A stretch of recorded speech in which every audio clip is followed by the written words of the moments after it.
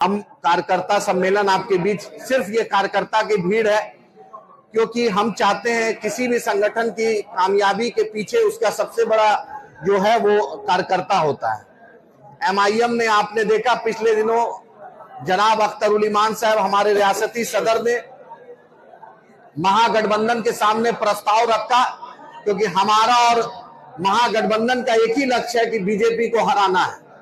हमारा यही लक्ष्य है, हम हर कुर्बानी देने के लिए तैयार है। हमारा लक्ष्य है कि बिहार से फासिस्ट ताकत, बिहार से बीजेपी हारे। आपने देखा कि हमारा 4 एमएलए को तोड़ लिया राष्ट्रीय जनता दल के नेतृत्व नीतीश कुमार के साथ, तब भी अख्तर उल ईमान साहब ने, तब भी क्योंकि बीजेपी को बिहार में नफरती सौदागरी को हराना है। आपने देखा गिरिराज सिंह टेक्सटाइल्स मिनिस्टर है, भागलपुर टेक्सटाइल इंडस्ट्री है, लेकिन बिहार में टेक्सटाइल्स पार्क नहीं लग रहा है। चिराग जी मंत्री है, लेकिन उनके विभाग से जो भी केंद्र में 10-12 मंत्री बिहार से बना है, एक काम बिहार के लिए नहीं है। सिर्फ इन लोग दूसरे प्रदेश में जाकर फीता काट रहा है। अभी बिहार आएगा, चुनाव आ रहा है, तो नीतीश कुमार को सुहावने भावने वादा याद आ रहा है। तो आपसे यही मीडिया के माध्यम से हम आज फिर आपके बीच आए हैं कि अख्तर उल ईमान साहब, इंजीनियर आफ्ताब साहब और मेरे पार्टी के राष्ट्रीय अध्यक्ष जनाब बैरिस्टर असदुद्दीन ओवैसी साहब और पूरी स्टेट कमेटी ने एक फैसला लिया कि बीजेपी को हराने के लिए हम महागठबंधन में जाना चाहते हैं। लेकिन महागठबंधन के लोग में हमने चिट्ठी लालू जी को लिखी थी, हमने तेजस्वी जी से चाहा था जवाब, लेकिन समझ में नहीं आता। मनोज झा जी जवाब देते हैं, मनोज झा जी के बूथ पर भाजपा को वोट मिलता है। अशफाक करीम साहब का राज्यसभा काट के मनोज झा जी चले जाते हैं, वोट देगा इस्माइल साहब, शाहीन साहब, अशफाक करीम साहब, आदिल और राष्ट्रीय जनता दल का वो दलित की पिछड़ा अति पिछड़ा लोग, और मनोज झा जी वोट देने चले राज्यसभा चले जाते हैं और मशवरा देते हैं चुनाव नहीं लड़िए। तो मनोज झा जी के लिए मशवरा एमआईएम की तरफ से कि प्रोफेसर रहे, राज्यसभा किसी दलित, वंचित, पिछड़ा, अति पिछड़ा किसी मुसलमान को दे दीजिए। ऐसे भी आपने अशफाक करीम साहब का राज्यसभा लिया है, आप क्यों राज्यसभा? आप प्रोफेसर जो पॉलिटिकल साइंस में आप पढ़ाते हैं, सब जिसकी जितनी हिस्सेदारी उसकी उतनी भागीदारी। तो 18% बिहार में अल्पसंख्यक है और सीमांचल की 1 करोड़ से ऊपर की आबादी है। सीमांचल को कभी भी उस तरीके से इंसाफ नहीं मिला। तो हम उसी सभी कार्यकर्ता का इस्तकबाल करते हैं और महागठबंधन के सामने ये बात बोलते हैं। लालू जी से अभी भी उम्मीद है कि लालू जी आप बेहतर फैसला लीजिए, नहीं तो इंशाअल्लाह ताला भागलपुर में पीरपैंती हो, कहलगांव हो, भागलपुर शहर हो या आपका नाथनगर हो, हम मिनिमम इन 4-5 विधानसभा में चुनाव लड़ेंगे।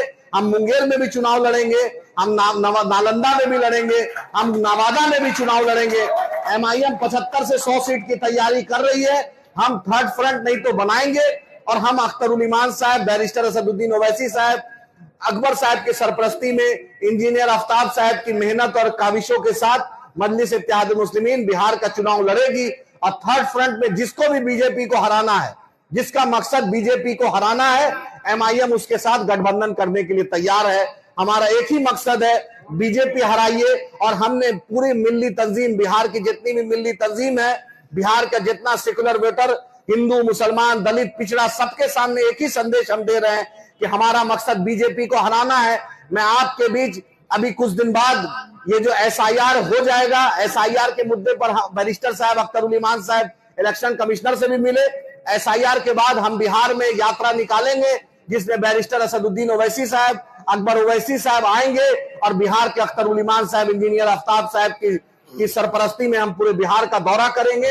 हमारा मगध का दौरा होगा, भागलपुर मुंगेर प्रमंडल का होगा, बिहार शरीफ नालंदा का होगा, मिथिलांचल का होगा। एमआईएम एक ताकत है, आज नौजवानों, बूढ़े बुजुर्ग में आज सबसे बड़ी एक आवाज है। बिहार में सबसे ज्यादा विपक्ष में अगर किसी ने आवाज उठाई तो उसका नाम अख्तर उल ईमान है। चाहे किसी भी पार्टी में आप जोड़ लीजिए, एमएलए में अगर पूरे बिहार का मुद्दा अगर उठाया तो उसका नाम अख्तर उल ईमान है। तो हम अख्तर उल ईमान साहब की क़यादत में बिहार में चुनाव लड़ेंगे। आपके बीच हम एक और संदेश दे रहे हैं, हम सीएम और डिप्टी सीएम का महागठबंधन के सामने शर्त नहीं रखे।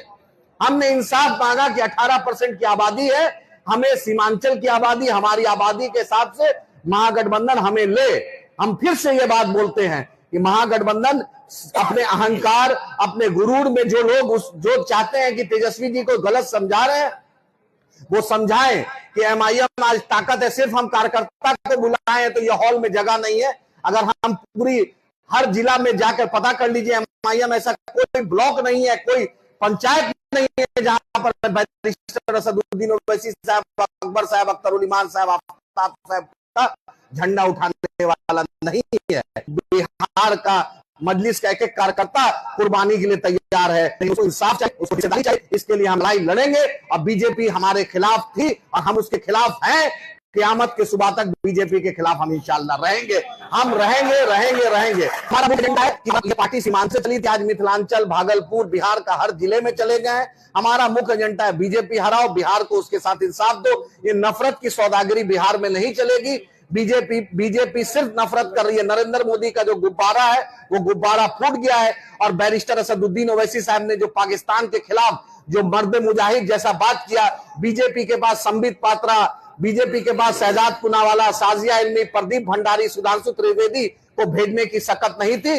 बीजेपी के पास अगर देश की शान आन बढ़ाने के लिए उसको मजबूरी में भी भेजना पड़ा तो उसी बैरिस्टर असदुद्दीन ओवैसी साहब को, उसी सलमान खुर्शीद साहब को भेजना पड़ा कि जब भी देश को जरूरत पड़ेगी सरहद को हम गर्दन कटाएंगे। अगर हमारे शरीयत पे भी कोई आया चाहेगा तो संवैधानिक अधिकार है, हम बर्दाश्त नहीं करेंगे। अख्तरुल इमान साहब ने ऐलान कर दिया है, पूरे बिहार का कार्यकर्ता लगभग 100 सीट अगर आप नहीं दीजिएगा तो हम 100 सीट पर चुनाव लड़ेंगे। फैसला फिर बिहार की जनता करेगी। फिर से भागलपुर में हम ये संदेश देकर जा रहे हैं कि हम चाहते हैं बीजेपी हारे।